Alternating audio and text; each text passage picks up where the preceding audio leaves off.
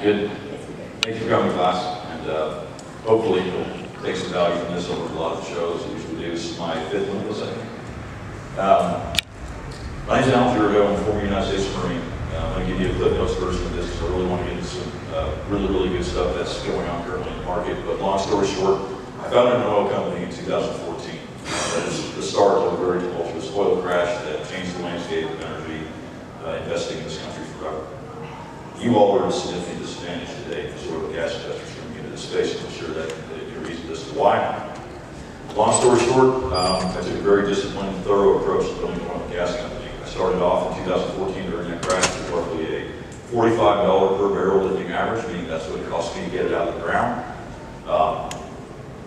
This was an oil and gas depression of 7 years where we had a $45 average lifting cost, $45 average WTI cost across the board. So obviously I was not profitable at the beginnings of my business, so I had to drive my costs down over the course of 10 years, very disciplined investing, vertical integration, very strategically. I drove our costs down to $2.35 on our best properties. My worst properties were $13 a barrel. So while I'm not crash proof, I'm as close as it's going to get. I'm very proud of the organization that I built, very proud of what I'm going to show you, and hopefully you leave here today with some good knowledge, making you more of an educated investor in my space.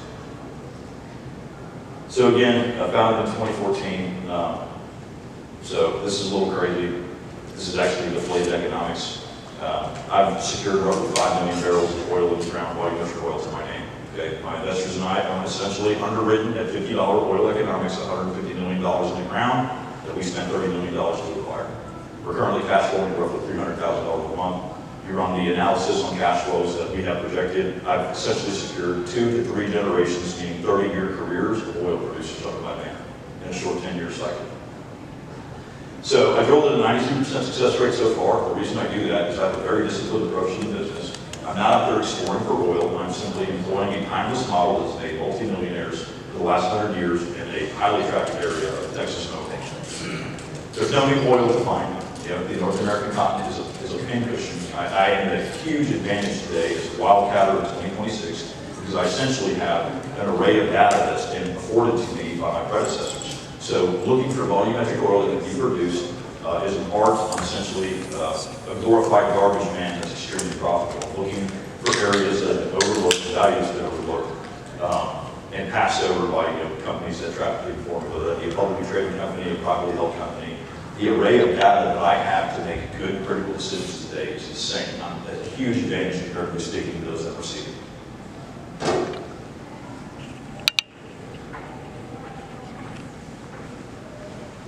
So let's take a look at my sector. Since 2014, there's been an 80% consolidation in the independent space, meaning companies that have, generally speaking, a $20 million total capitalization, a dozen employees or less. Essentially, 80% of the small cap independent producers in this country from 2014 through COVID went away. Okay? For people that didn't have conservative balance sheets, those that were servicing debt, they got into pitches on their cash flows. The industry went away, right? Very good for me because I'm essentially, I have the luxury of employing a blue ocean strategy where there's no blood in the water and there's no competition, right? Because my competition got wiped out. Very bad for you. Let me tell you why. Essentially, 80% of the opportunities that you could have vetted are no longer coming to you because 80% of my competitors got wiped out. So you as an investor coming into the space, trying to find a good oil opportunity, it's going to be very difficult. You're looking for a needle in a haystack because A, the guys that are out there building value don't get exposure.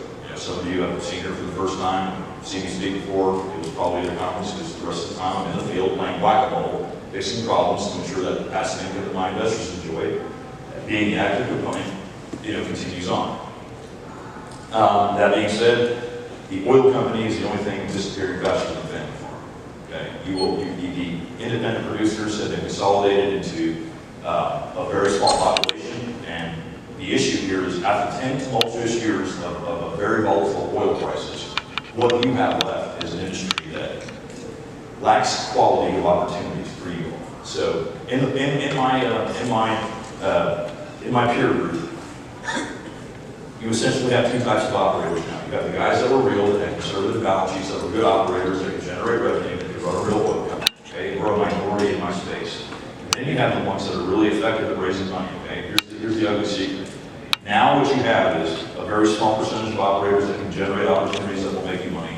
And you have organizations that mask themselves as oil companies that are really sales organizations that are the best. I mean, they can sexy marketing, it's awesome, and they essentially sell opportunities strictly with the allure of investing for a tax benefit. Okay, so you're in a funnel now, where 80% of the opportunities that you would have gotten have gone away because of the consolidation of the industry. And on the other end of that funnel, you've got just a few opportunities that you can pick because the only players that survive are the players that could raise money, not necessarily from oil. Tracking? Good. So, I built my company because I hated everybody else. I just wanted to raise money and like chill in my pool with my kids, right? Like I didn't want to have to go and be a hands-on operator. I loved it, but it was a problem to us. You know, it was a solution to a problem that I kept running into that I just couldn't find sound operations. So I don't speculate. You know, whatever the Energy Information Administration puts out there as what their economics are for WTI crude futures, that's how I can underwrite my economics and actually reduce them.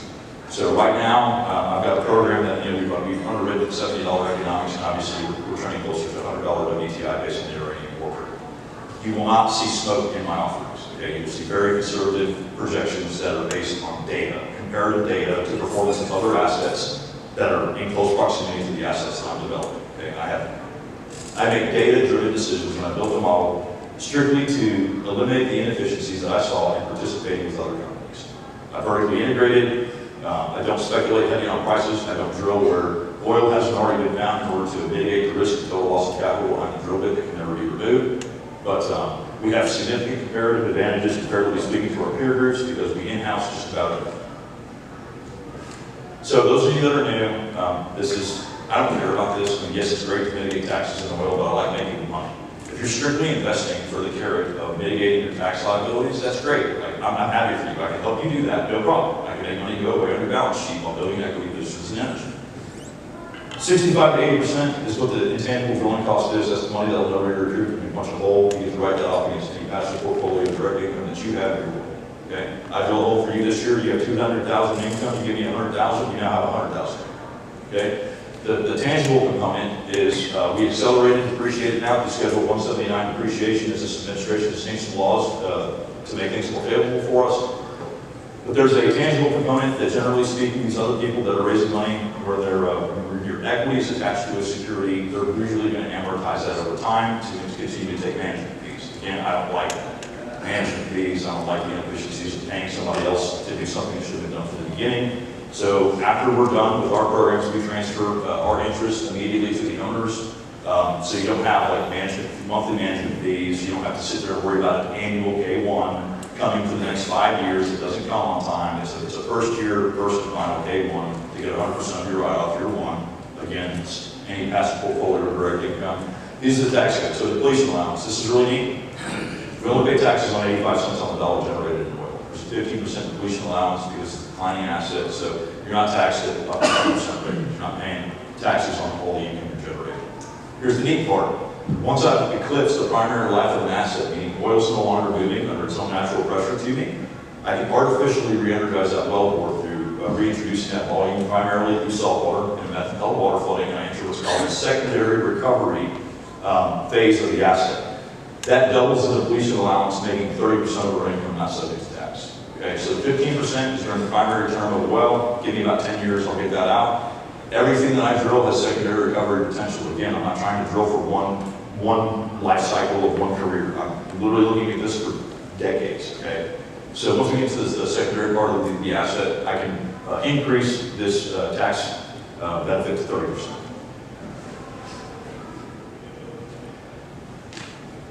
Again, if you just need to cite the code exactly, these are the IRS codes that you can research and look at if you want to verify that what I'm saying is true. It is. I've generated over $30 million in tax deductions. I have not had $1 walk back. You can try it. It's been spent. It's gone. The well is there. The API number is there. The data is there. The revenue stream is there. You tax the income, the deductions have never been walked back. 30 million. And count. So this is a perfect example of my last asset. This is the one that took me from dreamer to self-made oil man and accredited investor. This is my UV asset. This is a plugged out, essentially pressure repeated oil and gas field in Bristol, Oklahoma. Today we're producing roughly 135 barrels a day out of the field while still bringing more wells online. My geologist and my engineer told me that I was stupid for drilling this. They said I was going to strike out and lose all my money. And I said, well, you guys haven't been doing anything for me worth a damn anyway, so I guess I can do bad all by myself. And I drilled it, and it was the best discovery I ever made. And then I'm an absolute terror for 14 wells. I've got 4 more slated. I've got 1 where I struck out. So that red dot was 1 where I stepped out a little bit too far. I found hydrocarbons that were too tight to move through the reservoir rock, but it gave me the data that I needed to walk back in and develop the asset. We were running evaluations, and if we liquidated the asset today, I think we were talking 18 after about 8 million invested. So with roughly $200,000 to $300,000 a month in monthly cash flow, we can sell this field to a preferred buyer that does not want to assume the risk of drilling the wells, but wants the cash flows and the depletion allowance and the continued development of potentially increasing density and continuing to drill the field. We can sell our fields at roughly 18 to 20% recovery to a buyer. So they're going to be buying it at that cash flow rate. So you can run your economics on how to sell an asset. I can help you do that after the fact. But this was just a perfect illustration of what I'm about to do on another asset that I just proved up in January. So I just did something really neat. I had a massive tax liability from last year's earnings. I made a lot of money for myself and my clients. And, well, I needed to burn some of it on paper, right? So what did I do? I went out and I drilled 2 oil wells in an oil field that I knew to be present. On a hunch, like I always do, because that's what wildcatters do, take risks. I took it deeper than the original oil field that we knew to be there, and I found another oil field within an oil field. I doubled the amount of volumetric oil there. I found essentially $100 million in reserves out of 2 holes. It's turning into an 18-well development where I already assumed the risk to provide the data to the investors that are now being invited in to participate in the development of the asset, share the equity, the cash flows, the tax benefits, and all the good stuff that I'm telling you about. So it'll never go away. I already took it. I've got the data. We're developing the asset. The cash flow projections are absolutely astronomical, and I've got too many gold nuggets in the wellbores for these things to not work out. I think that the worst case scenario that we modeled out was the investor would see like a 1.6x multiple on the money over the course of a decade. It would be like absolutely falling over $1 million. Okay, so total loss of capital on the deal has been removed by me, the risk taker. So my money's in it. I'm in it deep. If you want to get in it, you should. So I've had some interesting conversations at Limitless, and so I want to leave everybody with just a few pointers that I think are really important as oil and gas investors. Number one, if you're an accredited investor and you're not investing in oil because you think it's speculative, I'm going to tell you you're wrong. I think that oil is every bit as important now as owning gold. And the reason is it's the only inflationary hedge, the only hedge that you have against inflation of goods and services. So to give you a perfect example. If you're paying $1,000 this month for fuel costs at the pump, and your cost doubled, which, if you heard some of these presentations, they're so sugar-coated because this is so bad. Chris? Because it's so bad. Okay, so like, just running numbers off the quantitative easy, right? Let's just take a history lesson because this is the one that, everybody says, Alan, you're crazy, $300 crude can never happen. Okay. I was wrong about how much supply disruption actually occurred when I was overseas in Iraq in 2008, and you all were paying $5 a pump with $147 WTI crude futures. Evidently, I was not accounting for the amount of sanctions that were placed on Iraq previously to discount how impactful they were on a global scale as far as production. There was really no supply disruption because they weren't putting into the global pipeline anyway. So that during the height of the Iraq War, we saw 147 WTI crude future, right? And there was literally very little disruption in the supply side of the business.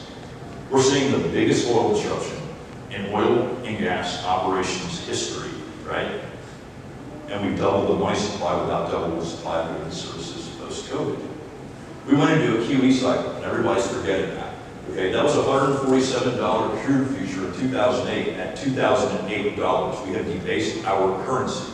We have doubled the money supply during COVID while we simultaneously shut down the world economy and shut down the production of goods and services, right? If you increase the money supply and you decrease the production of goods and services, you get inflation, which every one of us is dealing with. The only way you get deflation is by having a secondary revenue stream in the form of oil revenue coming into your pocket. So as you're paying more for stuff, you're making more money at the wellhead. That stuff is actually being generated by, which is hydrocarbons. It is the only inflationary hedge that you can put in your portfolio for you and your families today that is as solid as gold. And I'm practicing what I preach. Like, I'm either drilling more oil wells, the oil revenue that I am getting, I'm buying precious metals, I'm not buying treasuries, I'm not keeping any more dollars in the bank than I need to say looking for to run my business and feed my family. You are in the 11th hour as oil and gas investors. I'm not trying to scare you into investing into my deal. I don't need your money. My deal is funded whether you come in or not. I do not care. I'm telling you, you are late to the party. And we're all on this train. It's about to crash up against this brick wall called reality. We're all going to believe, me too, even as an oil producer, because my costs are going to escalate to 300 a barrel, to where, you know, when oil futures go up, my costs of development go up, I stop drilling. I keep producing, but I stop drilling. Okay, because I'm not going to get in at the height of the price points for my tangibles, right? I'm going to wait until costs come down and I can enter into my properties and develop them at a cost basis that makes sense, because the price that I pay is what I'm stuck with forever. I can't change that, right? So even at 200 and 300, companies are not incentivized to drill. This is going to be stupid ugly for anybody that does not have oil revenue in their back pocket when this train comes crashing into the brick wall called reality. So just so you know, as oil and gas investors, if you do not have oil in your portfolio, you are in the 11th hour. If you are going to invest with a company that is in the oil business, the last 10 years has been an oil depression. It has been extremely volatile, right? I mean, not that bad. Joe Biden was good for us, but prior to that, right, the 2 cycles that I capitalized on where I made all my acquisitions, do not buy anybody's BS. Like, show me the track record of what you did the last 10 years when times got tough, and show me that you can survive tough times again.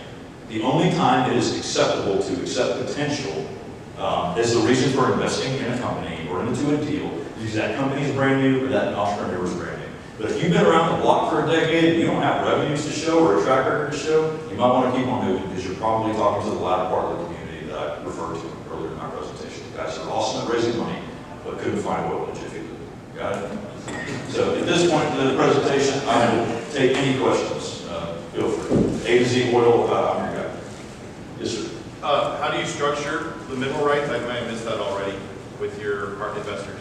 So, number one, I don't buy minerals. I do offer to buy. I have about a 15% close ratio where people actually sell. But I'm leasing these minerals. I'm in an area that's not traffic, so my lease costs are really low. If you look at my authorizations for expenditure, like my acreage is hellaciously expensive. I put together what's called a Texas joint venture. Okay, you are recognized in the eyes of the IRS as a general partner. Now, some people hear general partner and they go, "Oh, I don't want to be liable." Well, this operates in the dark because my company is the one listed out there that's subject to all the regulatory bodies that are doing It's the this. holding company. It's the holding company. Exactly what it is. It's a holding company, and title runs as such. I get the title generated by my title attorneys. I execute the leases. I get us to the point of the starting line to drill a well, develop a project. I'm your guy through the development. I develop it out. And upon execution of my fiduciary responsibilities to you for completing the project, I give you an assignment, which is just like a deed. It's recorded at the courthouse. You have your fractional interest, but I remain the operator. You remain in an operating agreement. At the end of the partnership, the joint venture is dissolved. You yourself own your equity. It's liquid. You can transfer it. You can gift it. You can sell it. You're not trapped into a security illiquid with me. It's like a real estate partnership. We're going to build a house together. You're going to get your fractional interest. I'm going to assign it to you, and I'm staying on the property manager. Make sense? Yep. Thank you. You bet. Yes, sir. How long will it take you to set up application for getting it online? The legal work takes me 6 months. Like, I'm already working on next year's drilling as far as leasing, my leasing campaign, acquisition campaign, right? By the time that drill bit hits the dirt to completion, I mean, I'm going to set the expectation 6 months to a year, right? But the reality is that the weather works in my favor, and I can line the subs up in my favor, and things can line up in my favor. I've done it as fast as 3 weeks. I've set the expectation for a year, but I understand my calling next month. I'm done. Yes, sir. What's your minimum and maximum amount of money you can invest? So I cannot handle more than 30 million a year. And most of our capital comes in by way of third-party syndicators that buy my equity positions, turn them into retail positions, and sell them to investors, right? If you wanted to come in as an individual investor on the Emerald, we have $125,000 minimum, it's a 6-well package. Most people are coming in at $250 because they are in the 11th hour. They feel it's late in the game. I'm very appreciative that I already took the risk in my own money to prove it. That being said, if you wanted to talk more sophisticated dollars, we usually like to cap our industry partners at first to like $1 million or $2 million, just if they're going to bring that kind of capital, we're going to set that kind of money and set those kind of expectations. Let's crawl, walk, run in the relationship and hold hands first, and then we can talk about 10, 20 million, whatever we want to do. But as far as putting out quality, here's the problem with oil, is right now it's a minefield out there because of the amount of consolidation in the industry, right? There's so much stuff that you can dive on that's a grenade. It's not even funny, it's a minefield littered with liability. And so, putting pressure on, I don't like accepting pools of capital and people being like, out, no way to perform.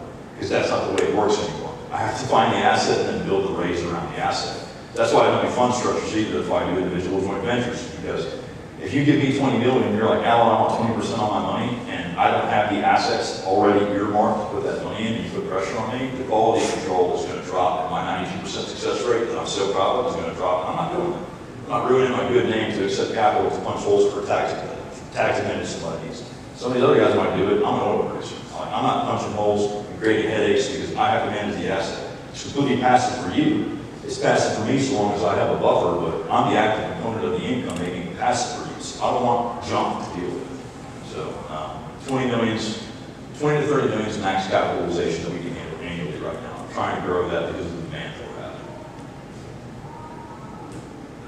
Just What happens if something happens to you? great question. 2 is 1, 1 is none. I have a second, I have a team, I have a succession plan. I die climbing a mountain or get eaten by a shark, spearfishing with my buddies, you're good to go. There's another mind behind the scenes. I found my equal that can generate phenomenal geological ideas and keep the pipeline full. I have $100 million worth of drilling right now in a portfolio to go get that we're actively acquiring. So you're good to go. As far as the succession plan goes, that's my Chief Investment Officer, Taylor Rogers. Not here is a lot of gray hair. My Senior Executive Officer, Matthew Gaston. My Chief Operations Officer, Jonathan Van Horn, who's my second in command. He's bringing me the geological ideas. He's run publicly traded companies, 9-figure companies. Just because I die doesn't mean we're not with good ideas. And yeah, I've set this up to where my wife and kids, multiple generations. I mean, as long as there's somebody there to show up physically do the work, the battle plan has been laid out. I can cook. How do you get paid? How do I get paid? I own working interest in these wells. I'm in the deals with them. I'm an operator, so I have multiple streams of income. I have fee-based income from my operations team, who's for the property managers, which we operate wells cheaper than anybody. Like if you look at my cost escalation over time, I'm operating wells for the same price point that I operated wells 10 years ago. Okay, there's been no cost escalation on the passive investors.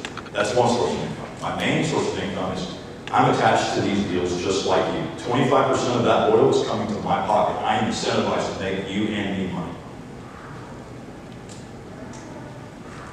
On average, how much do your wells fall off per year? So, depends. I've got solution gas systems right now that take like roughly a 50% decline year 1, and after that is like 20% until we get to like baseline production.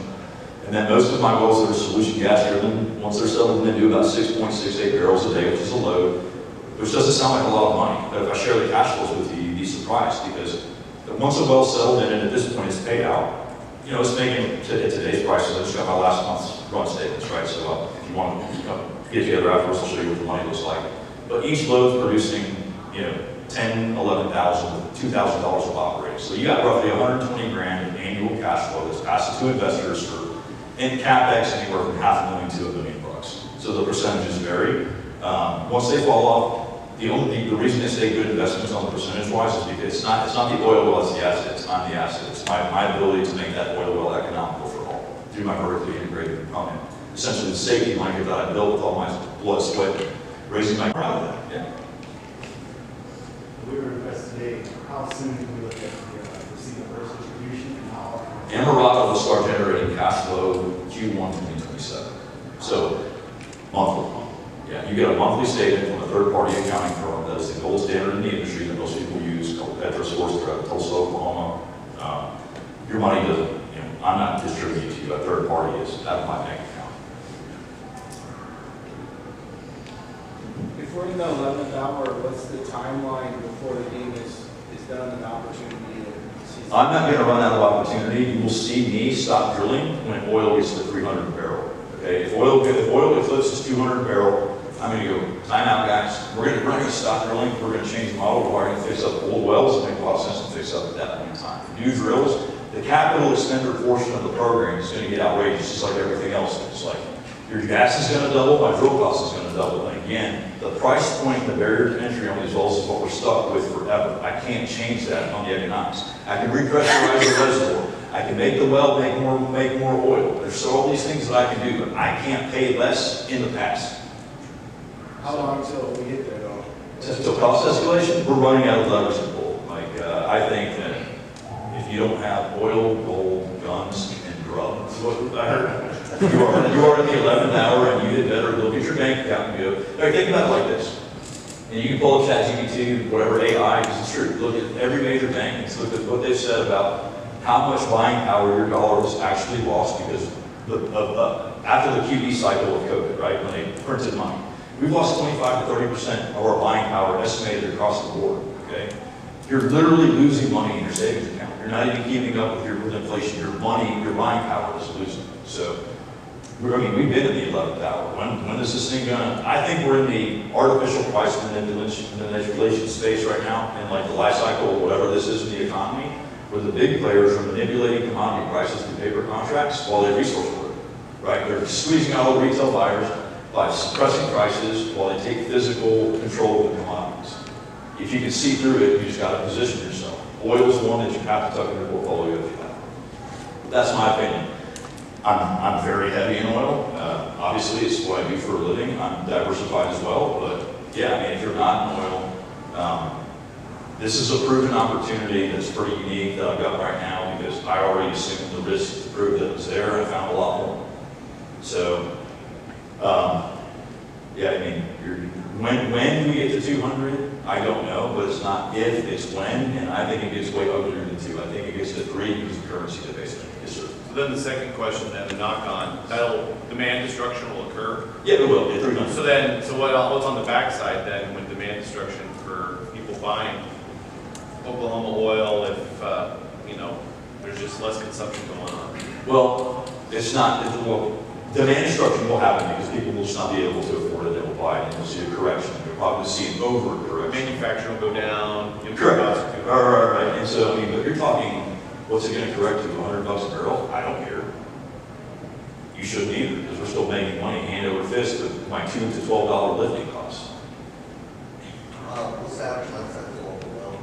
So, a nice solution gas system, I like to tell people 10 to 20 years on the primary, and on the secondary term, just evaluating any oil asset across the board. If it has a secondary term, you can pretty much, a simple calculation would be double the primary life, double the volumetric oil. Give you an example, if I get 10,000 barrels in 10 years, and it's a secondary life asset, I can probably get 20,000 barrels in over 20 years in the secondary term of the asset. But I like to assume things on 10 years, just because that's the EIA projected, so that's what we underwrite. Now, I will tell you this, I've got a well that I currently produce that was drilled in 1928. So, yeah, I mean, these things can last 100 years. When I say I've got 100 years of reserves in the ground, I mean, we're tracking. You look at how many barrels we're pulling out of the ground, and our revenues, we're tracking. In your career that you drill oil, I mean, have you ever had a moment where you hit nothing? Yeah, it's called total loss of capital. Yeah, exactly. 8% of the time. My 92% of the, I'm 92% commercial on What my happens to the investor? You lose all your money, just like me. Total loss of capital, and that will never be removed from the space. And if you hear, I can guarantee you I'm not getting in that deal. Bye. Yeah, like if you guarantee I'm out. Like, this is a speculative business. Like as badass as I am at finding this stuff, I can't guarantee you anything. But I put my money in, I win way more than I lose, and the revenue's there. I'd be more than happy to share it with you. But yeah, these are long life assets that have a lot of life after I'm expired. Like my challenge is going to be making sure I tag in somebody competent so that I can step onto the other side of the audience like you all and just be a straight passive guy once the time comes when I'm 60, 70, whenever I want to hang it up, whatever. I got to make sure I have a core competency of good people that I organically generate and insert into the business to keep it going. That's my hurdle, not the wells. So the investor makes 75% of the Correct. production? Yep. You make 25%? Correct. Mm-hmm. Yeah, so everybody's like, oh, Alan's taking a quarter carry. Operators should take a carry. I don't want to be involved in a deal where somebody's not incentivized to make money in the deal. You know, like, and I'm putting my money in it too, so. Yes, sir. I mean, that's just one single well, or is it multiple wells? All my products are different. Sometimes it's one well, sometimes it's 6 wells. Usually it's 1 or 2 wells to get some data and make sure that we want to go sink multiple wells, right? So in the example of the Amarada, for example, yeah, this is a 6 well development, right? Where the first 2 were already drilled by me, and I already got the data, I already de-risked the deal. But you know, the deal for this was a 2 well package. Now it's a 6 well package. So once we get data and we feel good about the decision moving forward, developing an asset, that's when you'll see the more aggressive packages and the larger capital raises come into play. But otherwise, they're usually very small. Yes, sir. How much goes to the mineral rights owner and the landowner? So my lease burdens are 25% or less. We're not doing anything less than 1/3 for a quarter. And I mean, I can come in better than that usually. And my geologist doesn't have a huge royalty burden. So, I mean, 75 is like the bare bone minimum or better. Yeah, so 25% royalty burden or less. Sorry, I might have missed this at the beginning. What's the lowest per barrel price that you can still make money on this? $15. Oh, really? Yeah, my lifting costs, meaning what it takes me to get it out of the ground, on my best properties, is $2.35. On my worst properties, it's like $12.98. So if it goes down to price per barrel on the national market to 40, or world market to $49, we're still making money. I'm not like laughing like Scrooge McDuck with Mickey Mouse money going to the bank, but yeah, we're probably making money. So let's say I wanted to put in some money, that's going toward, that's all speculative, right? So I would potentially lose that money, or is that some of that money going into currently operating? Is it this deal? Yeah. Well, just in general, like, Most of the time, we're taking a toe dip into an asset if it's a 1 well deal. And then when the multi-well deal comes, it's when we've taken that toe dip to gather the data to make the multi-well make sense. Right? So there is some risk exposure in the exploration aspect of a program, but we are in the development aspect of the program. I have already assumed the risk and taken the risk of losing money and proven the asset. This asset is not going to lose money. There are hydrocarbons there in commercial volumes that will produce millions for decades. Now, the total risk, total loss of capital risk is never removed from an oil deal when you're drilling. I already drilled these, I already took the risk. Like what you're alluding to is already transpired in this particular program, making this particular program unique. East side of the graph area? No. There's tons of seismic lines that have been shot all throughout the areas that I traffic. Even better, these are, you don't need to shoot seismic when you have well control. When I have 100 well bores that I can look at, like these chairs, and each one is a data point, I have all of the data that I need to make a decision. I don't need to go shoot millions of dollars of seismic. I'd rather drill wells with that money. Yes, ma'am. 2-part question. Are they horizontal or vertical wells? Vertical only, and let me tell you why I play the way that I play. I don't think that the economics of horizontal wells make sense for individual investors to own because the decline curve is so aggressive after year 3. If you look at any of these basins, like horizontal wells are phenomenal, but like at year 3, they fall off. And that's when the bills start racking up, and that's when it shows its ugly face. The vertical space, over time, will outperform the horizontal space for an investor, 100%. And that's because I can produce it so low. My comparative advantage is the ability to take that little bitty oil well and make big returns for us, right? That's the vertical space.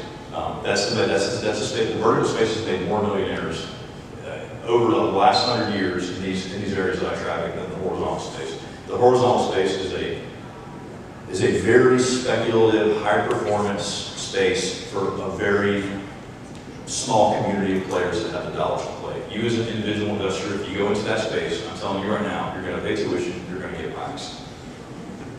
And how many barrels total for a vertical well? Vertical wells, here's the cool thing. Vertical wells can outperform horizontal wells. Like, I was looking at acquiring a horizontal well that has some vertical legs in it that I wanted to produce. I basically cap off the horizontal portion of the well and produce the vertical. The horizontal well was doing 30 barrels a day, and that came with a capex of like $10 million. I just drilled an $800,000 well that's giving me the same production at a depth with a better lifting cost. It's probably taking them $45 to get theirs out, it's taking me $2.35 to get mine. Yeah, the vertical economics in shallow oil and gas crush everything. The only thing that we run into that makes our economics unattractive is water hauling, and you just have to have infrastructure on your properties that you put in order to eliminate that expense. And in the vertical game, mind you, the first 3 years they're going to whip my ass on performance, okay? The horizontal guy is going to make me look like a mouse while he's an elephant. But years 3, 4, 5, year 10, year 20, from year 4 and on, I'm outperforming them on percentages every single time. I will win the test of time and the long game through vertical production for you every single time. Bring a vertical producer in here to debate me on it, and they won't. They can't. Because they got 3 years of a track record of revenue, and then it falls off just like I said. Do tornadoes, is there a risk with tornadoes? I lived in a metal shop 8 miles from the touchdown capital of the world. I'm not talking Philly. And no, I've never had a tornado come through the territory. It's fully insured. The worst thing that's going to happen is it's probably going to take a pump jack or a tank that we can replace. But no, I've never had a tornado hit, not a lightning strike, nothing. And it's gnarly out there. Are you guys different than other VPIs? Yeah, I'm in the oil business. I'm in the oil business. Shots fired? No, I'm in the oil business. I'll tell you what, come by, and I'll show you my last month's revenue. And then you go over there, and you go, can I see your last month's revenue? No, they don't. Why don't you ask somebody, what's your eight numbers? What's your expenses and what's your profits? And they're going to get glassy eyed, what? And then you'll find out who's really in the oil business. I asked, they said they cannot disclose. Yeah, you know what? I got it for you right here on my phone, and I'm damn proud to show you. Because I'll show it to you. You can get whatever you want. Tristan, make sure these people get whatever they want. Show them last month's revenue. I got nothing to hide. I'm super proud of it. Super proud of it. Because it's like my blood, sweat, and tears, my hard work. And I'm getting paid. You want to verify? I'll give you the verification that you want. I'm scared. What kind of pressure do you get out of those wells? Kind of what? Pressure. So my solution gas systems, I'm like, these are not big pressure fields, man. We're an antiquated oil country. These are pressure depleted areas. This newbie field that I developed prior to the Amarada was like pretty unique. You don't find that much energy in shallow systems anymore. Most of the time you're having to artificially create the drive-through reservoir engineering, right? Downhole reservoir pressures, 100, 200 pounds, 100, 200 pounds at the casing head. Flow pressures are 40 psi on our flow rates. Like it's low pressure stuff. How did that fall off? I don't, I haven't really gauged the data because we're not selling the gas commercially, but I mean, on the decline curves, you can see it. The best model would be probably looking at the newbie 27.2 cash flows, where we started off at, post-fracture was 80 barrels a day, 100,000 a month in revenue, and now it's making year 3 after it's completely paid off, it's doing 22,000 a month in revenue. So, probably a 4 to 5x pressure decline out the gate, but it's settled in at what it's at. It's probably blowing, venting 11, 12, maybe 13 MCF a day, which isn't worth tying into a pipeline. But there's still energy in the rock. It's the gas is what's bringing the oil with it. You're not having to pump water. Not yet. But once it's tired, 20 years. yeah, exactly. Okay, so you get the game. What do you do for a living? I was in the oil field. Okay, great. So you get the game. So like, I'm basically grabbing the last remaining primary life of these assets that are solution gas driven that don't entail water. That's another thing. I'm not moving water on these properties. Amarada I'm going to, but on my other stuff I'm not. But as soon as the pressure falls off and these wells decline, I'll start shoving water back down there, repressurizing them, we'll be back to true reservoir pressure and producing oil again. You get the game. You see what I'm doing. This next 10 years, I'm producing what we drilled, and once it gets tired, I'm re-energizing it. It's going to be like a brand new field again. You ever go back in and refract? Yeah. Yeah, I'm not a huge proponent of re-entries. I've lost a lot of money on them. I like drilling. Re-entries are okay. Stimulations are okay. I have a much better track record behind the drill bit than re-entries and stimulations. So is this the only one you're offering right now, the Amarada? Amarada is the only offering we have open right now, and for all I know, I mean, it's pretty low. It might be gone. But like, I don't know. We've got so many people that have been looking at it. They're trying to inquire about getting involved because they know that they don't have oil or oil they won't get in. I do have other fields under acquisition. We miss out on Amarada. There's stuff.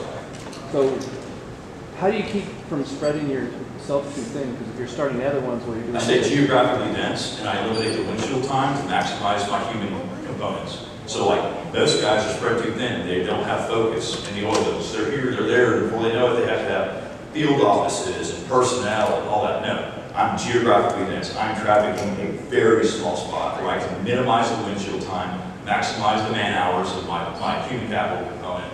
That's how I stay lean, that's how I stay efficient. I just don't spread myself thin. Going from 100 barrels to 200 barrels is not a problem unless those barrels are spread out, right? If I'm geographically dense, which I am, then it stays easy.